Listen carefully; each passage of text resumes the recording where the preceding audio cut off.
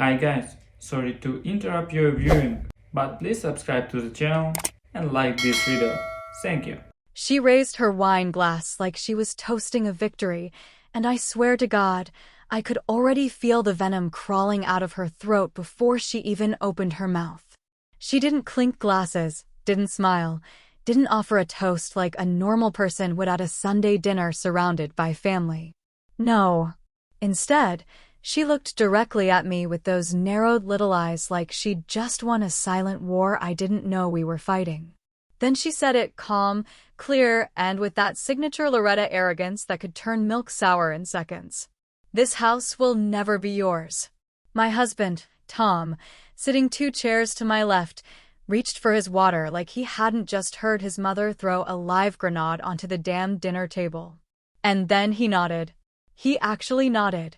Just a small, almost imperceptible dip of the chin, like it was some kind of unspoken agreement they'd made weeks ago while I was doing the dishes and pretending not to notice how often they whispered when I left the room. The silence that followed was thick and wet and impossible to swallow. Danielle, Tom's sister, fidgeted with her napkin, eyes darting between me and Loretta like she was hoping someone else would speak first and spare her the awkwardness. Uncle Gene, sitting at the far end of the table, had long since mastered the art of becoming invisible whenever Loretta went into one of her monologues. Tom, for his part, just focused on cutting his steak like the meat had personally offended him. And me? I smiled. I smiled like I'd just heard a bad joke and didn't want to embarrass the teller.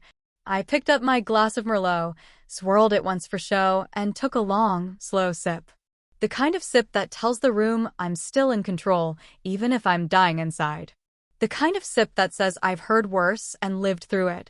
But what nobody at that table knew, what not even Tom knew, was that I had already started to plan my escape months ago. Not from the marriage, not yet anyway, but from their game, their house, their smug, inherited entitlement that always made me feel like a guest in my own home. You ever sit through a dinner that feels like a damn test? That's what every Sunday dinner with Loretta felt like. She'd make these little comments, always polite enough on the surface, but packed with daggers if you looked close enough. Maggie, dear, you still using that off-brand detergent? You can smell it in the sheets.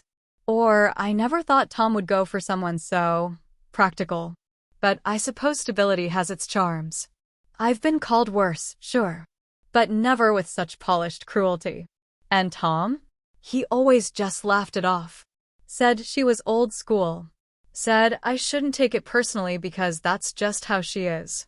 But how she is a manipulative old bitch with a martyr complex and a deep, irrational need to remind me that she came first. She was his first woman. The first woman who cooked for him, cleaned for him, raised him, scolded him, and still treats him like a boy who needs her permission to breathe. And Tom lets her? Hell, sometimes I think he enjoys it. That night, as I cleared the dishes while the rest of them lounged in the living room watching reruns of old westerns like it was 1965, I kept hearing her voice in my head. This house will never be yours. She said it like it was already decided. Like it was written in some family will passed down from God himself.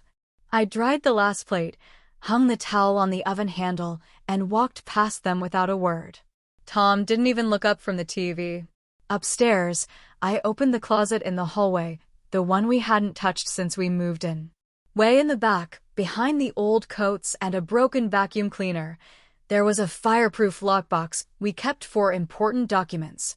It had our marriage license, some old tax papers, and, this part's funny in hindsight, Tom's original mortgage application. Back then, the bank required us both to be listed as joint tenants.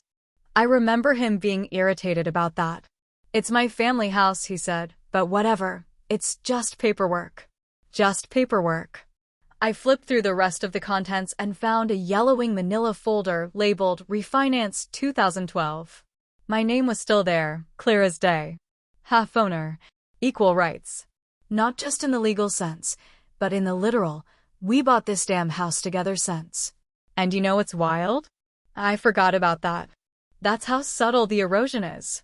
You forget what's yours when someone spends years convincing you it never was. So I sat there, cross-legged on the carpet, folder in one hand, wine glass in the other, and I made a decision. A real one. Not the kind you make in the heat of the moment and forget about in the morning. No, this one had weight. It had legs. I decided I was done being quiet. I was done playing hostess in a house where I was treated like the help. I was going to take back what was already mine, and then some. Because sometimes the sweetest revenge isn't shouting back at the table or flipping a plate of mashed potatoes across the room. Sometimes it's just sipping your wine, letting them believe they've won, and silently planning their eviction while they nap in your living room. That night, I opened a drawer Tom hadn't touched in years. And I made a decision I should have made 10 years ago.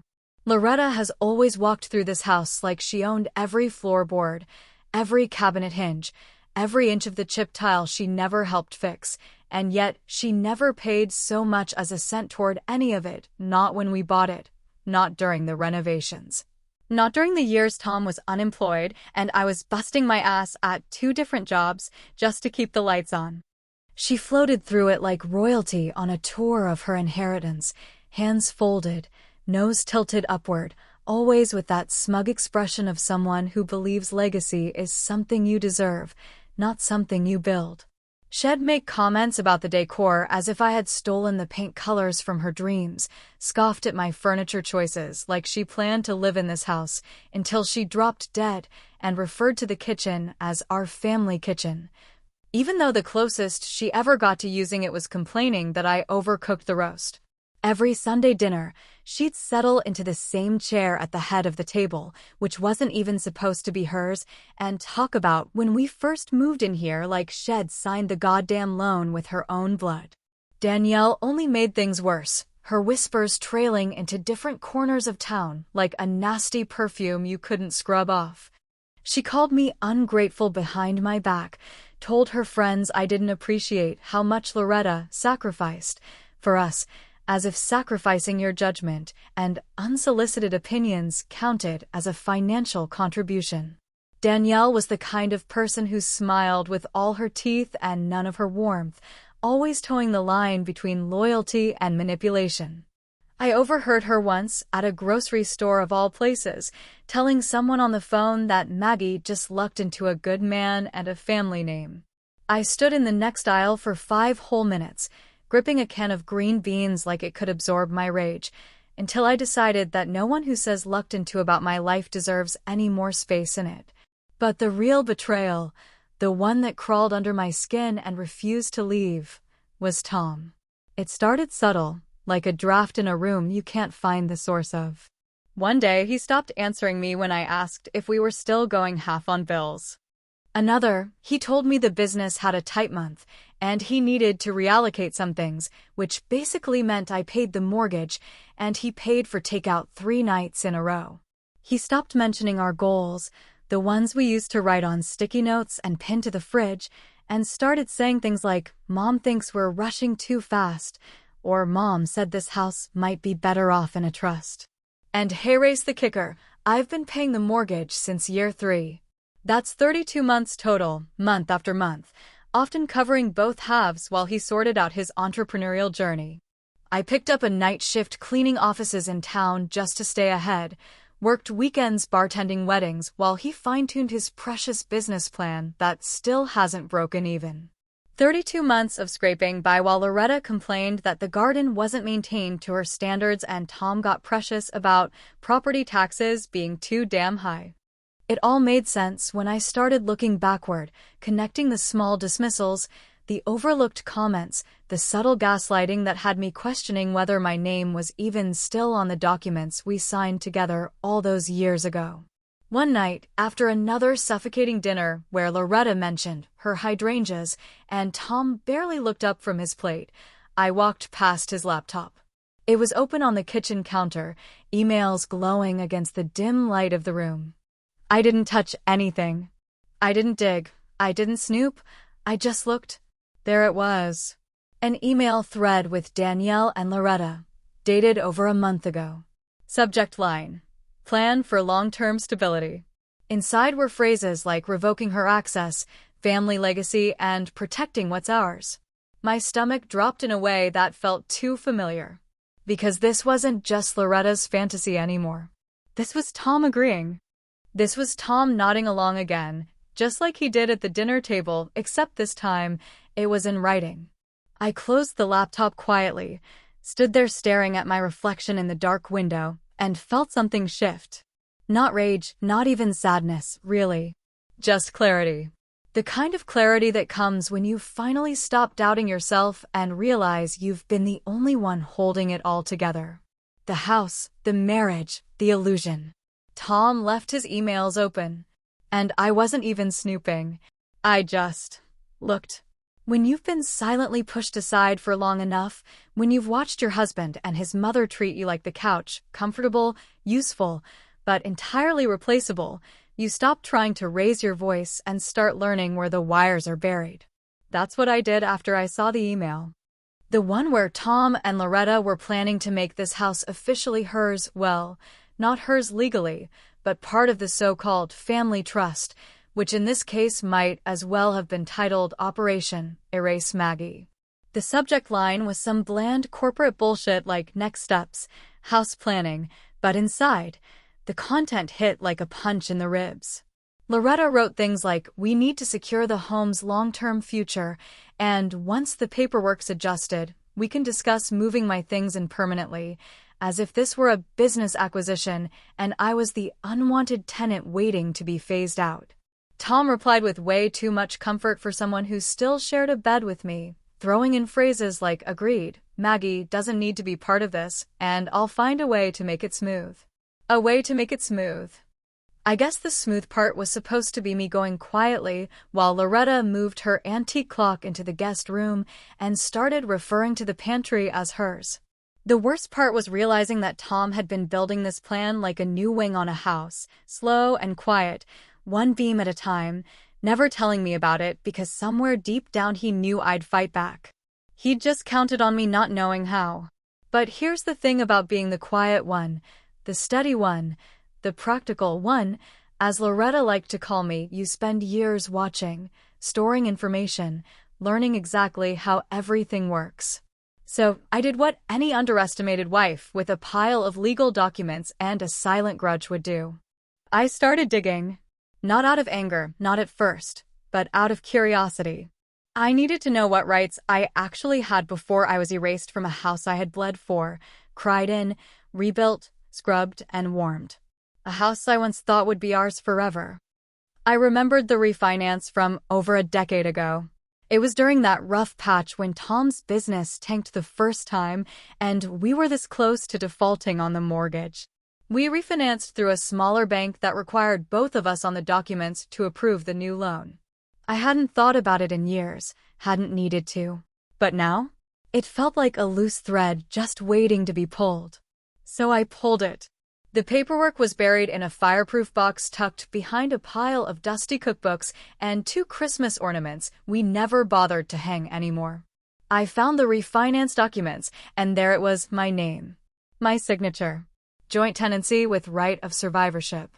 It meant that even if Tom tried to move the house into some ridiculous trust with Loretta's name on it, he couldn't do it without my approval. Not legally. Not unless he was ready to commit fraud, which I wasn't entirely convinced he wouldn't try if given the chance. Still, I needed more than just old papers. I needed confirmation, someone who could tell me what was real, not just what I wanted to believe. So I called Uncle Gene. Not because we were close, but because he'd been around when the house was first bought. He was an old contractor, sharp in a slow southern way, always chewing toothpicks and looking like he was listening to something far off. "Gene," I said, trying to keep my voice light, "you remember anything about how Tom ended up getting this house so cheap back then?" He didn't even hesitate. "Oh, sure," he said, like I'd asked him what time it was. "That was your family's land, wasn't it? Came from your aunt?" "I remember because Tom didn't want to ask for help, but your uncle signed off on it so the county would process the zoning. That's why it all went through so smooth." My chest tightened. My family, the land, the name on the permit. It wasn't just our house. It was my blood in the soil, my family's name in the archive, my damn roots under the foundation they wanted to pull out from beneath me. I think Jean hung up and stood in the middle of the kitchen feeling like the universe had finally handed me a loaded gun. I found a lawyer 2 towns over who specialized in quiet title actions and deed transfers, and I told her everything, every detail, every email, every whisper I hadn't meant to hear but never forgot. I brought the refinance paperwork, the zoning reference from my uncle, and even a copy of the marriage license just in case it helped her see the full picture. She was quiet for a long moment, then smiled like she had just spotted a hole in the enemy's defense. "This is yours," she said calmly. "We'll make it official. Just be patient." So I was. I didn't breathe a word of it to Tom, didn't flinch when Loretta asked if I was starting to accept her moving in, didn't even react when Danielle texted me out of the blue with, "You should be grateful." Most women would kill to live in a house like that. I just smiled, set the phone down, and waited. Then yesterday it came. A thick envelope with my name stamped across the front in bold, authoritative type. Inside were the finalized papers signed, notarized, sealed by the county clerk. The house was mine now. Not shared. Not borrowed. Not inherited. Mine. The envelope came yesterday. Thick, official, and sweet as hell. The deed was mine, and they had no idea. It was exactly 1 week later when I found myself sitting at the same table, facing the same people, drinking from the same wine glasses, but with one very different ingredient in the mix: certainty. The kind of certainty that wraps itself around your spine and makes your smile just a little more dangerous than it used to be.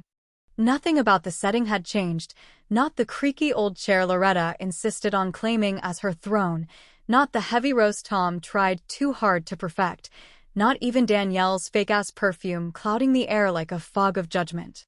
But this time, I had the deed in my purse, zipped up and pressed flat, tucked between a pack of tissues and a pen that no longer wrote, which somehow felt appropriate for this family: lots of show, but no substance. Loretta walked in like she always did, wearing perfume that was too floral for a woman her age and a cardigan so stiff it probably creaked when she moved. She didn't say hello to me, not directly at least, just gave me one of those passive-aggressive once-overs like she was evaluating a used car that had seen better days. Tom stood beside her, acting like everything was normal, like he hadn't tried to erase me with his mother's blessing just 7 days earlier. He poured wine like it was communion, like it could absolve us of the ugly truths sitting in the room like fat, unwanted ghosts. I watched her settle into the same chair she always claimed like it was her birthright, and I let her talk, uninterrupted, because the thing about people like Loretta is that they hang themselves eventually. You just have to give them enough rope and act like you don't notice the noose tightening.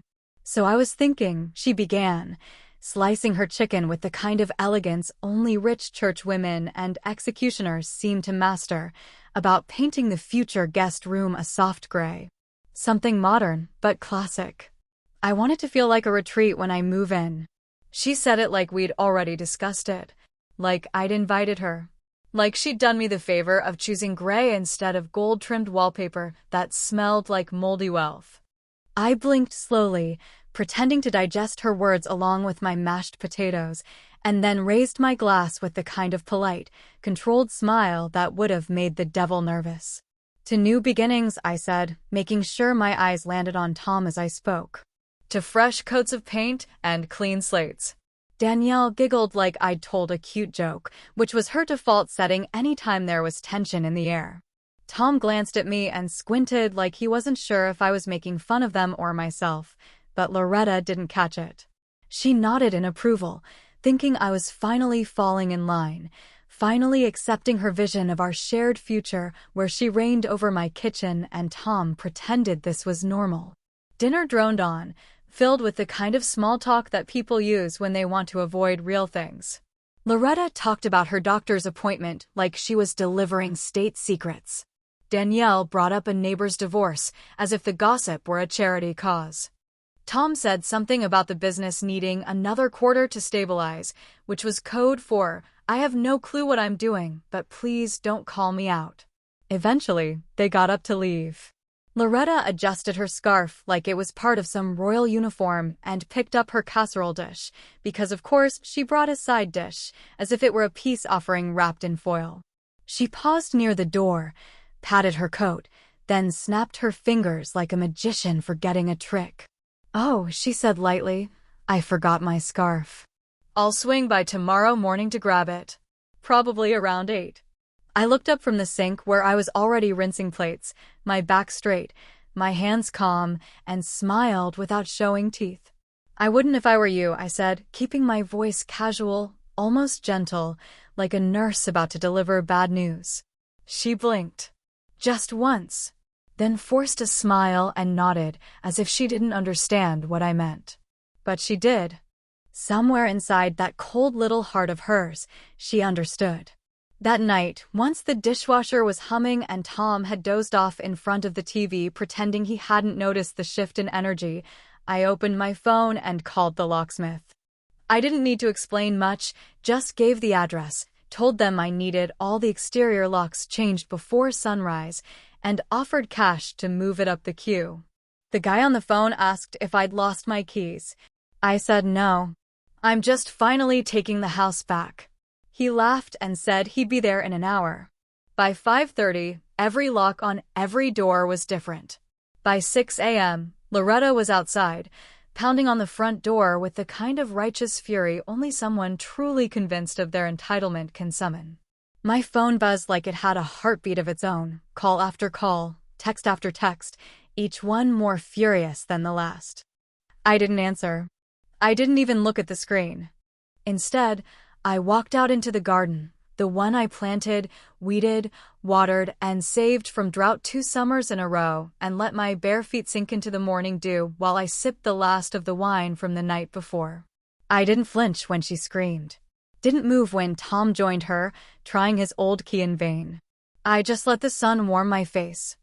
I didn't answer. I was in the garden. My garden. It didn't take long for the knocking to start, not a polite tap, or even the kind of aggravated knock that says someone's trying to pretend they still have dignity. No, it was full-on, open-palmed, angry man slamming. The kind that rattles the glass in the door and makes the neighbors peek through their blinds without daring to step outside. Tom was furious, and honestly, I had been waiting for it all morning, sitting on the couch with a cup of coffee that had long gone cold, listening to the distant sound of his car pull up like it still meant something. When I finally opened the door, I made sure to let the chain stay on a moment longer than necessary, just so he knew he wasn't walking into his home anymore. And when I unhooked it, I didn't say anything at all. I just stepped aside, calm as a monk, and let him walk into what used to be his living room, which now felt just a little colder to him, I'm sure. Tom looked around like a man walking through a crime scene where he used to live, his eyes catching on small changes he couldn't quite place, pictures of my side of the family suddenly more prominent on the wall. The scent of lavender instead of his usual pine deodorizer, a small but satisfying absence of anything that looked like it had come from Loretta's hands. "What the hell did you do, Maggie?" he finally snapped, voice raised not from confusion, but from the pure panic of someone who just realized the control they thought they had was gone. "You locked us out? You had the locks changed? Are you insane?" I didn't flinch. I didn't shout back. I simply gestured to the chair across from mine and said, "Sit down. We're going to have one last conversation, and then you're going to leave. For good." He didn't sit, not at first. He paced like a caged animal, hands running through his hair, muttering about betrayal and how I'd crossed some kind of line, how I'd made this personal. That last part almost made me laugh, because the truth is, it had always been personal. Every sneaky email, every whispered conversation behind my back, every time he let his mother stomp through my life like she owned it, it was personal. The only difference now was that I wasn't playing nice anymore. "You want to talk about betrayal?" I said finally, standing just enough to meet him eye to eye. "Let's start with the emails. The ones where you agreed to move your mother in permanently." The ones where you said, and I quote, Maggie doesn't need to be part of this. His mouth opened, closed, then opened again. You read my emails? I looked, I said. Not like you tried to hide them. You left them open on the laptop like they weren't planning the end of my life in this house. He stepped back, trying to regroup, but I wasn't finished. And let's not forget the family trust. The one you tried to move the house into without me. You forgot one small problem: my name's still on everything. You couldn't erase me, Tom. Not legally. Not morally. Not even if Loretta painted her damn name across the siding. He said something then, something weak and defensive, trying to claim it was just planning, that nothing had actually happened yet. But I didn't need him to admit anything out loud, because I had something better. I reached into the drawer next to the couch and pulled out a flash drive, holding it between two fingers like it was made of gold. You're going to want to listen to this, I said. It's a collection of voice recordings. Just a few moments here and there. Mostly when you were on the phone with your mother. A few from our private conversations, too. His face paled like someone just read his obituary out loud. You were recording me? For months, I said.